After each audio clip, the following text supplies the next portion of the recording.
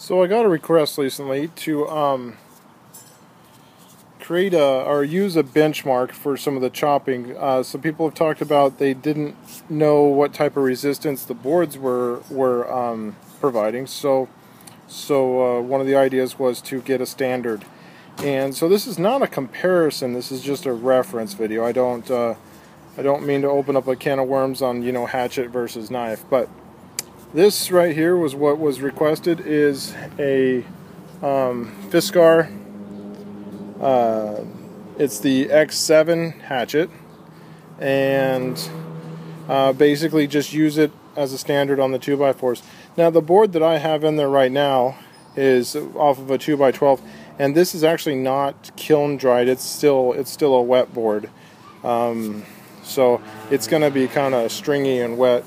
Here's the zombie slayer. So people were asking for some closer video of it, and I am not able to get home while the light is good, but let me see if that shows any of its detail. I don't think the light is particularly good. So there's the habaki, the handle, the logo. This is the butt cap, the end of the butt cap with the skull crusher there. And then basically the profile with the blade. So we'll start off with the hatchet and just do some chopping.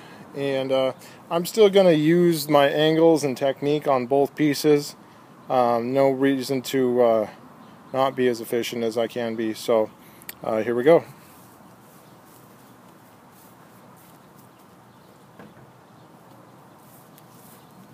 So we'll start off with the hatchet. We'll just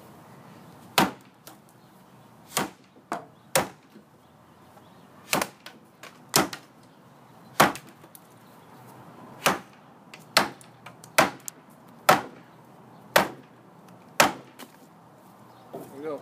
Notice that the wood is, I mean, if you really get into it, it's really stringy and wet. But let's move down and get the zombie slayer some board time.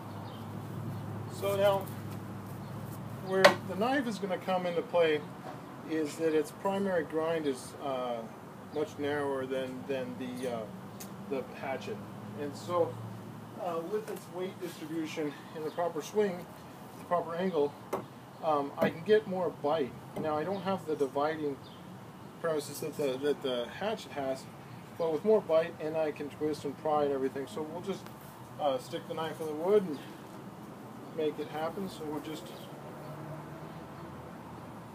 I'm going left-handed, I guess. Okay. There we go. So now I've already made a scarf. I'm about 1.5 inches deep, and normally if it was dry it'd pop out, but I gotta pry this, and you can see it's really stringy. That way I don't have to cut that wood again. So, and we're about through. If I probably hit the same hole again, I'm done. Yep, right there. So, back to the Fiskar. Here, I'll just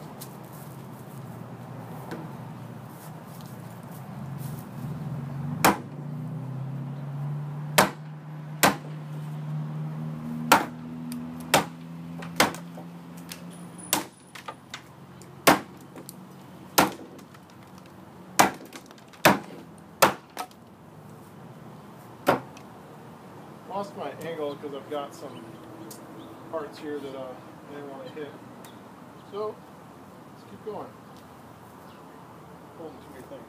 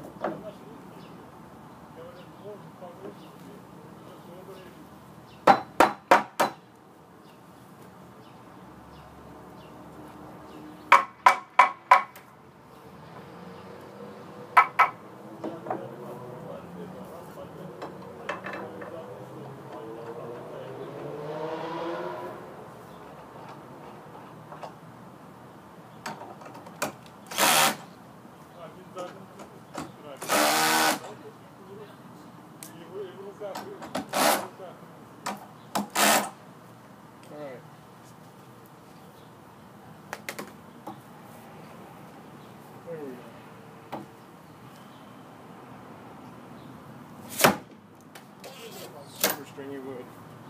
There we go.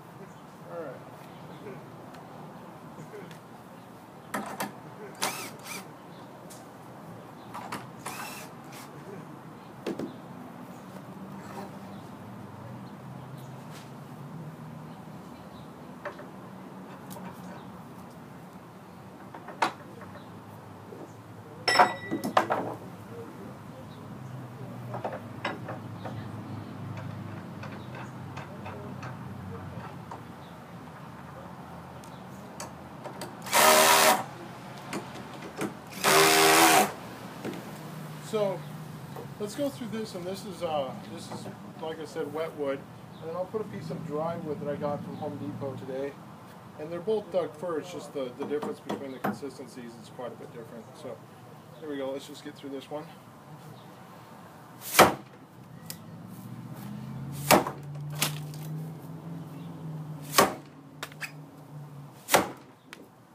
on, snap it. There we go. All right, let me get this one out real quick.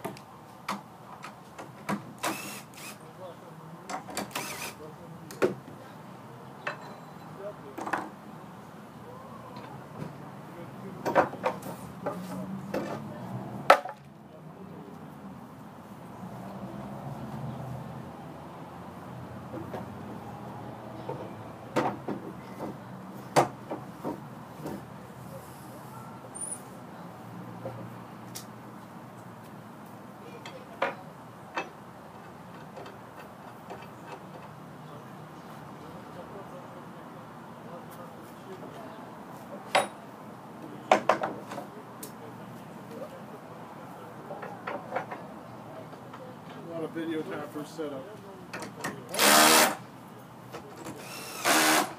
Alright, so drier wood. Let's see how that goes. There we go. Oh. Alright, now let's go back to the axe.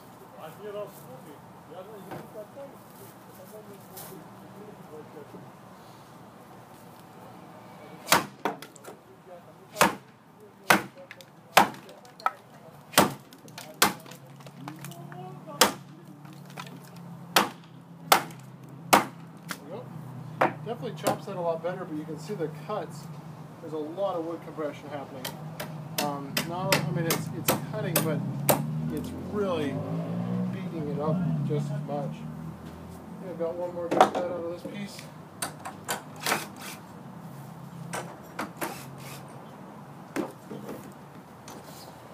Actually, let's do something interesting here. So, even with a piece of dryer wood that's going to fracture, if you don't keep your angles, and like, you know, other people on YouTube have talked about, especially Cliff Stamp, if you don't keep your angles, you can end up just pulverizing a piece of wood, kind of beating it into submission versus actually cutting it. So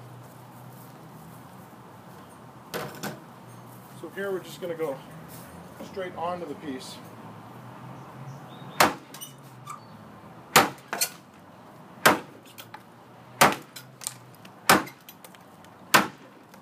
Now, I'm still making progress, but it's not the type of progress I should be making. Oh.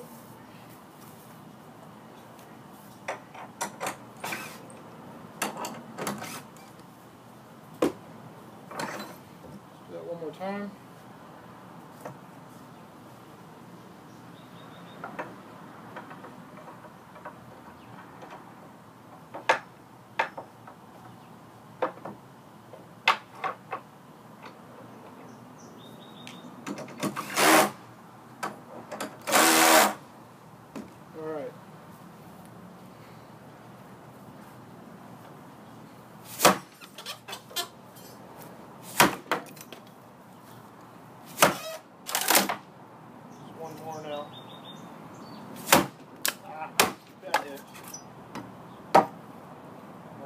watching.